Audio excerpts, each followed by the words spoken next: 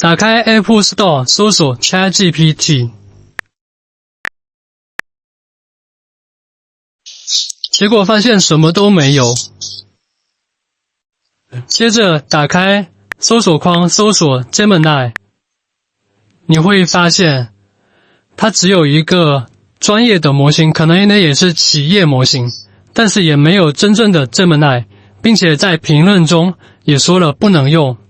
而且评分也只有 2.5 分。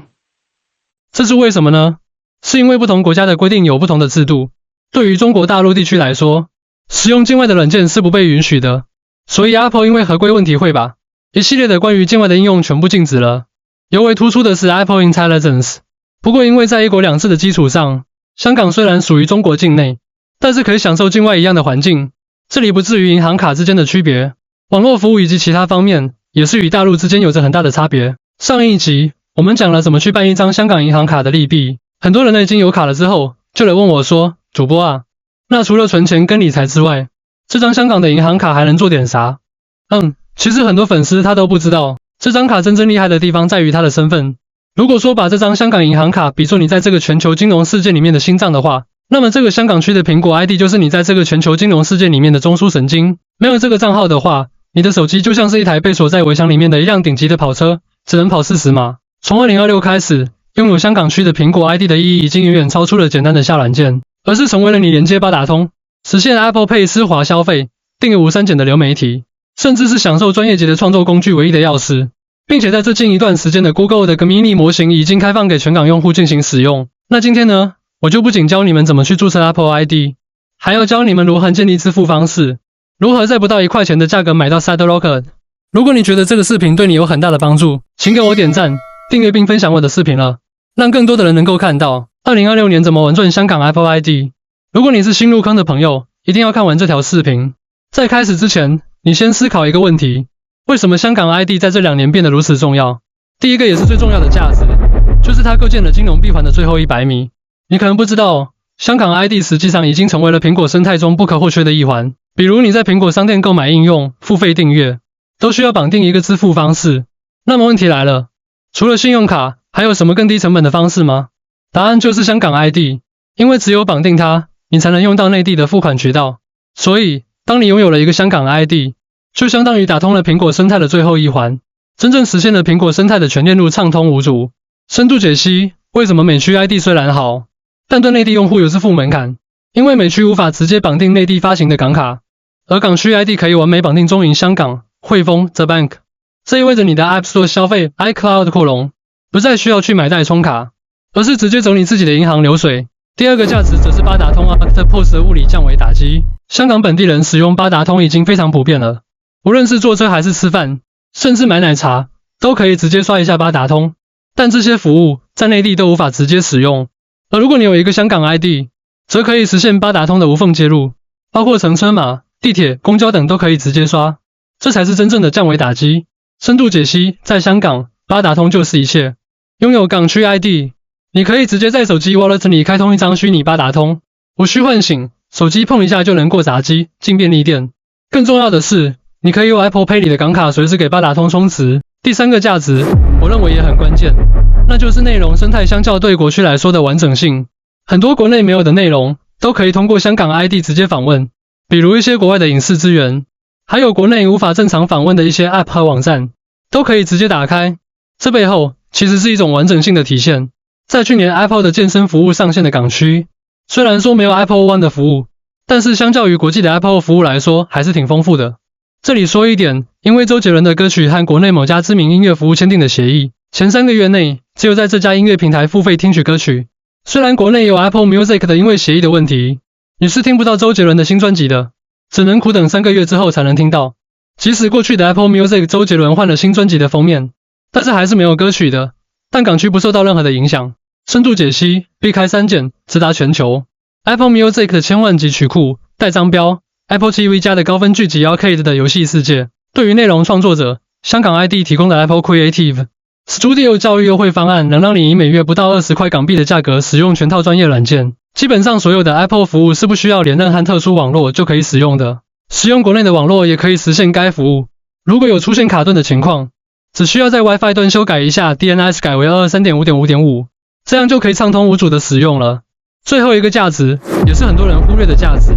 那就是账号隐私的双修策略。随着这几年苹果对于用户数据越来越重视，我们不难发现，苹果对于用户隐私的保护力度也在不断加大。在这种大环境下，拥有一个海外身份，尤其是像香港这样的地方，无疑是更好的选择。第二章讲了香港区 Apple ID 的优势以及为什么要创建一个香港区 Apple ID。今天来讲第三章，也是最重要的一章，你需要的前期准备。这个开机包呢，就是你在大陆要准备好哪些东西，才能让你的香港银行卡真正发挥出作用。第一个，你的邮箱最好是一个全新的 Gmail 或者 Outlook。什么意思？就是你可以手动注册一个新的邮箱，或者是之前注册过的邮箱，你不想浪费掉，并且没有绑定在你的 Apple 账户上面，在我这里都是可以能够注册成功的。如果你用的是 QQ 邮箱或者网易邮箱，后续可能会在家庭 App 或者是日历 App 中收到一些骚扰短信，比较麻烦，所以直接用 Gmail 或者是 Outlook 注册，可以避免一些广告骚扰。不过因为我的谷歌邮箱注册完了，我这次打算使用网易的邮箱注册，并且显示在我的实际操作中它注册成功了。本次演示我已经有香港 ID， 所以我这次打算注册的 Apple 地址为澳大利亚。你只需要把 Apple 的地址改成香港，以及后续的 iTunes 支付地址改成你准备的香港地址就可以。我只是演示视频，如果有其他问题，可以在评论区或者私信问我。第二个，你的手机号，2026年来实测一下，还是可以用的。只要你手机号不是什么虚拟运营商的，比如我有动感地带这种，那么在中国内地依然可以接收到香港银行发来的验证码，而且是非常稳定的。第三个，你的香港地址，这个就更简单了，就是一个真实的香港街道地址。你可以直接去网上搜索，但一定要注意，千万别再用那种乱七八糟的私人住宅了，因为很多银行都要求你必须有商业用途的地址，不然你申请下来之后会被冻结。所以啊，强烈建议大家直接找一个香港连锁快餐店，比如麦当劳、尖沙咀店，或者是大型商场的地址，都是可以直接用来申请的。当然，如果你已经有一张香港的信用卡，上面写的就是一个香港的地址，那你也可以直接用。第四个，一张香港的银行卡。如果有朋友们已经有香港银行卡，那么应该选哪家去绑定一个 Apple ID 作为账户支付方式呢？我推荐两个，一个是 The Bank 的虚拟卡，一个是他们的实体卡，这两个都可以直接在网上开，不需要去线下网点。而且呢，这两个银行都没有任何的手续费，转账免费，取现免费，甚至还有返利活动。如果不会，我后面的视频会教大家如何去办理银行卡。如果没有香港银行卡的情况下，我在视频后面会教大家如何去用支付宝 AHK 来作为香港 Apple 账户的支付方式，且可以领取20块钱港币进行充值到自己的香港的 Apple 账户中。第五个，国内网络就能用上香港的网络。如果你能搞定香港的网络，那你就更牛了。我之后也会发视频教大家如何去获得一个香港的电话卡，并且一个低成本的方式进行保号。OK， 教程开始。打开谷歌，搜索苹果官网，然后往下拉，选择管理你的 Apple 账户，点击管理 Apple 账户，进入之后会有一个这样的界面，选择创建你的新的 Apple ID，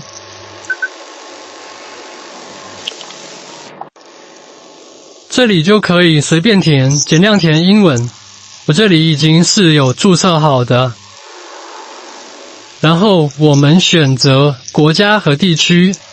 这里的澳大利亚我找了半天啊，因为它这个不是按照那种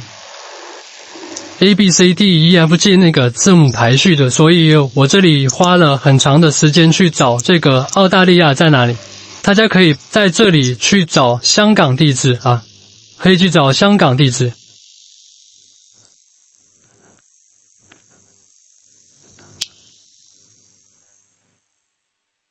好的，如果选择好自己所需要的地区之后，然后我们选择出生年历，出生的年月日，我们选择尽量大于18岁啊，因为这个账户呢是18岁之以下的账户是具有限制的，所以我们要选择大于18岁的出生年月日。这里我们就可以自行用自己如果说是刚注册的，或者是之前有过的 Gmail 或者是 Outlook 的账号进行注册。我这里找了半天啊，我们这次选择我使用的是香港地区的手机号，因为我在中国大陆的手机号注册过好几个了，所以为了避免这次失败，我选择使用香港地区手机号。如果大家想要有一个香港地区手机号的情况下，可以来问我，或者是如果问得多的情况下，我会给大家出一期如何低成本的去保一个香港手机号。好，我们输入自己的邮箱以及输入自己的密码，然后接下来输入自己的手机号。这里我输入的是我自己创的香港手机号。最后我们输入一下验证码，然后就可以等待苹果给我们验证我们的第一，我们要验证邮箱，待会儿看一下，点击确认，然后是先验证我们的电子邮件地址，自己找到自己电子邮件的，它会给你发验证码，然后你输入你的验证码就可以。这是第一步。第二步，去验证你的输入的手机号。好，我们到了这个界面，基本上这个 Apple ID 就创建的基本成功，因为我们还要进行下面一步，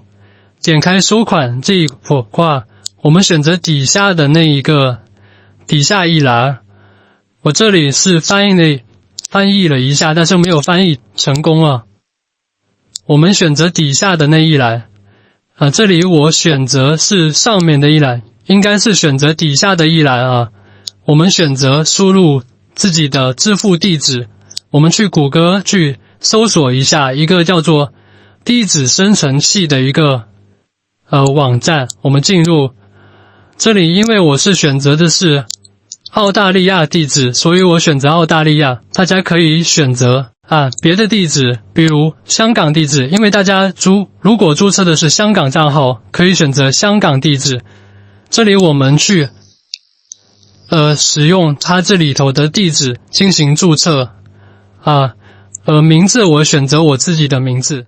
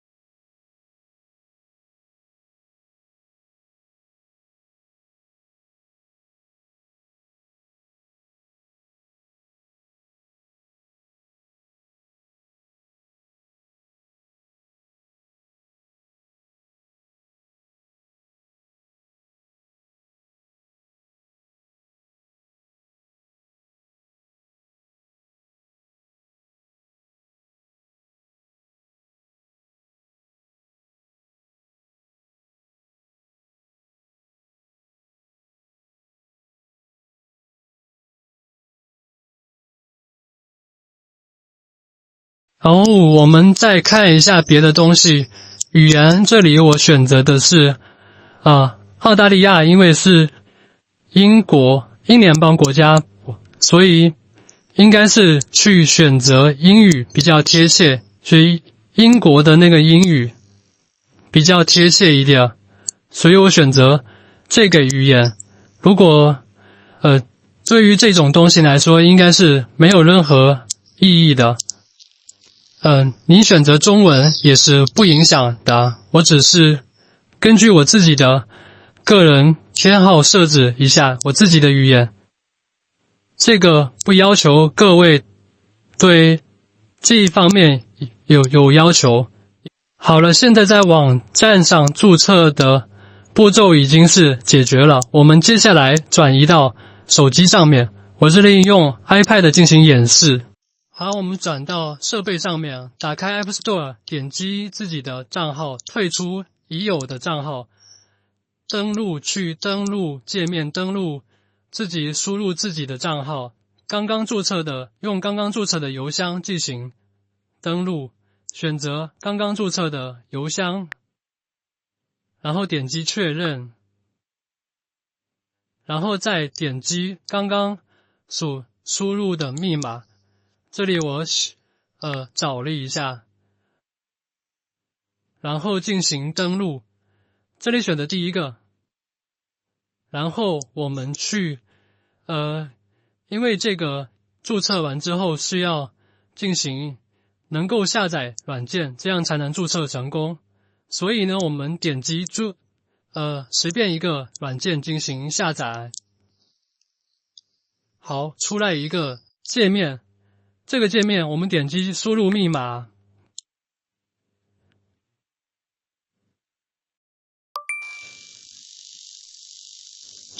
然后我们看到这个界面选择第二个，然后因为它是要让我们去选择支付方式，因为刚刚我们所填的支付方式呢是在网站上填的，所以我们要在这个软件这个设备端再填一次支付方式，选择第一个就是直接选，然后选择打开，这里的前两个不要去动，不要去点任何东西，直接去输入自己的地址就可以。我们去粘贴之前的就是在网站上面所选的地址就可以进行粘贴就行。我这里找了半天啊，粘贴好自己的地址之后，选择下一步，这就基本上是大功告成了。这个就成功了。我们来再次去点击获取应用，输入密码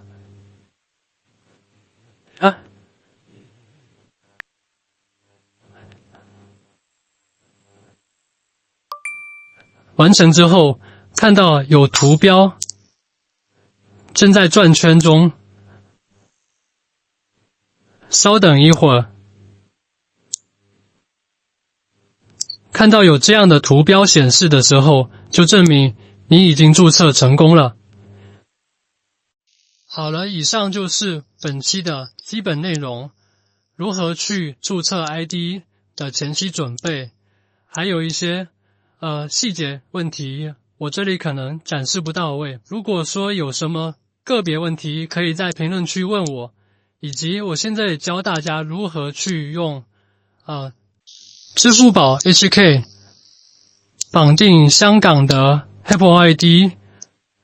以及白嫖20港币，以充值到自己 Apple 的账户中去，以购买 Shadow Rocket。这里说一下为什么要用港区的支付宝，是因为它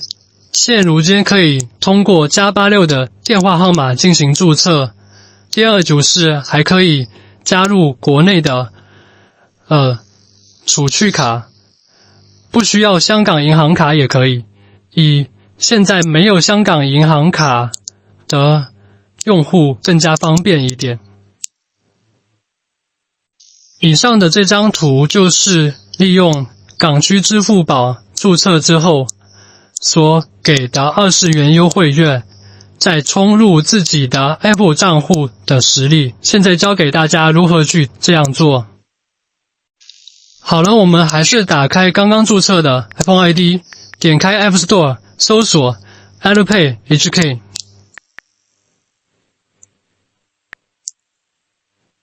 搜索到 Alipay HK 之后，点击下载就可以了。点击注册好之后，软件界面长这个样子。我们选择搜索，然后搜索 Apple 专区，点开 Apple 专区之后，直接选择绑定悬赏这里有那个我的个人信息，我就不愿意透露了。它最终绑定成功就是这样子，大家可以看一下，这样你就可以完成在没有香港银行卡的情况下绑定成功支付宝作为你的支付方式。而且在苹果专区里面也有很多礼品可以薅，比如这个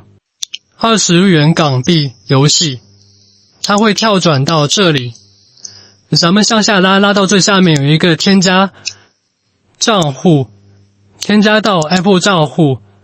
我们选择点击，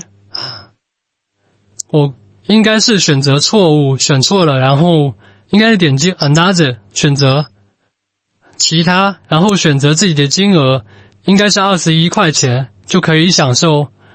大概是最后花掉的钱大概是一个